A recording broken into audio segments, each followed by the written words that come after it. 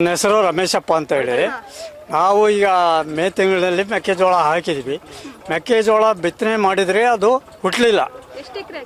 ಸುಮಾರು 2 ಚಿಲ್ಲರೆ ಎಕರೆ ಹಾಕಿದೆ, ಅದು ಹುಟ್ಟಲಿಲ್ಲ. ಈಗ ಮತ್ತೆ ಅಳಿಸಿದ್ದೀವಿ ಅದನ್ನು ಹಾಕೋಕ್ಕೆ. ಜೋಳ ಹಾಕೋಕ್ಕೂ ಬರಲ್ಲ. ಈಗ ಮತ್ತೆ ಕಾದಿದ್ದು ರಾಗಿ ಹಾಕಬೇಕು.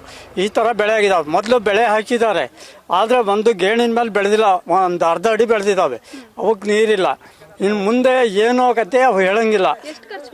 ಖರ್ಚು ಅದು ನಾವು ಲೆಕ್ಕ ಇಟ್ಟಿಲ್ಲ. ಖರ್ಚು ಸುಮಾರು ಆಗಿದಾವೆ. ಟ್ಯಾಕ್ಟ್ರಿ ಹೊಡೆದಿದ್ದೆ ಸಿಕ್ಕಾಪಟ್ಟೆ. ಈಗ ಅದು ಎಕರೆ ಲೆಕ್ಕದಾಗೆ ಟ್ಯಾಕ್ಟ್ರಿ ಹೊಡೆಸಿದ್ದು ಅದು ಎಲ್ಲ ಹೇಳಿದರೆ ಅದು ಹೇಳಬಾರ್ದು. ಒಂದು 50,000 ಬಡ್ಡಿ ಬರ್ತದೆ ಖರ್ಚು.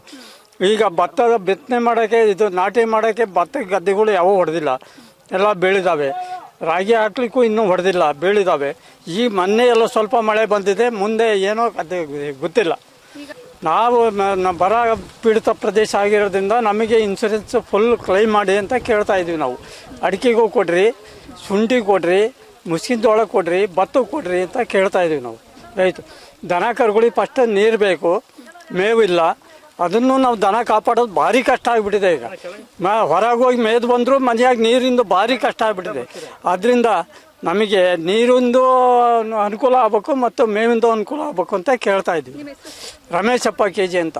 ನೋಡಿ, ಇದು ಶಿವಮೊಗ್ಗ ಗ್ರಾಮಾಂತರ ಬಾಳಕಪ್ಪ ಗ್ರಾಮ ಪಂಚಾಯತ್ ವ್ಯಾಪ್ತಿಯಲ್ಲಿ ಬರ್ತಕ್ಕಂಥ ಚಾಮನಹಳ್ಳಿ ಗ್ರಾಮದ ಇದು.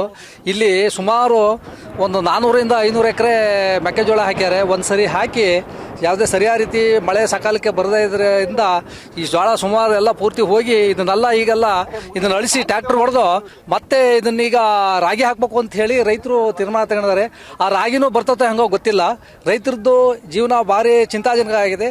ಹಾಗಾಗಿ ದಯಮಾಡಿ ಎಲ್ಲ ಸರ್ಕಾರಿ ಅಧಿಕಾರಿಗಳು, ರಾಜಕೀಯ ಮುಖಂಡರುಗಳು ಇದನ್ನ ಮೇಲ್ಮಟ್ಟಕ್ಕೆ ಮುಟ್ಟಿಸಿ ಲಾಸು. ಇದರಿಂದ ಸುಮಾರು ಒಂದು ಎಕರೆಗೆ 25ರಿಂದ 30 ಸಾವಿರ ರೂಪಾಯಿ ಆಲ್ರೆಡಿ ಬಂಡವಾಳ ಹಾಕಿದ್ದಾರೆ. ಅದು ಒಂದು ಎಕರೆ 30 ಸಾವಿರ ರೂಪಾಯಿ ಲಾಸ್ ಆಗಿದೆ ಆಲ್ರೆಡಿ. ಈ ಮತ್ತೆ ಟ್ಯಾಕ್ಟ್ರಿ ಓಡಿಸಿ ರಾಗಿ ಹಾಕ್ಬೇಕು ಅಂದರೆ ಮತ್ತೆ 25-30 ಸಾವಿರ ರೂಪಾಯಿ ಬಂಡವಾಳ ಹಾಕಬೇಕು. ಮೆಕ್ಕೆಜೋಳ ಬೆಳೆದ್ರೂ ಕೂಡ ರೇಟ್ ಇಲ್ಲ ರೈತರಿಗೆ. ಹಾಗಾಗಿ ಬೆಳೆಗೂ ರೇಟ್ ಇಲ್ಲ. ಈಗ ಅದನ್ನೇ ಬೆಳೆದು ಜೀವನ ಮಾಡೋಣ ಅನ್ನೋಕ್ಕೆ ಸರಿಯಾದ ರೀತಿ ಸಕಾಲಕ್ಕೆ ಮಳೆನೂ ಬರ್ತಾ ಇಲ್ಲ. ಹಾಗಾಗಿ ಇದ್ರ ಬಗ್ಗೆ ಸರ್ಕಾರ ಚಿಂತನೆ ಮಾಡಿ ಸೂಕ್ತವಾದ ರೈತರಿಗೆ ಪರಿಹಾರ ಕೊಡಿಸಲಿ ಅಂತ ಹೇಳಿ ತಮ್ಮಲ್ಲಿ ಮನವಿ ಮಾಡ್ಕೊಂತಿದೆ ಸರ್. ರುದ್ರೇಶ್ ಬಾಳಕಪ್ಪ ಅಂತ.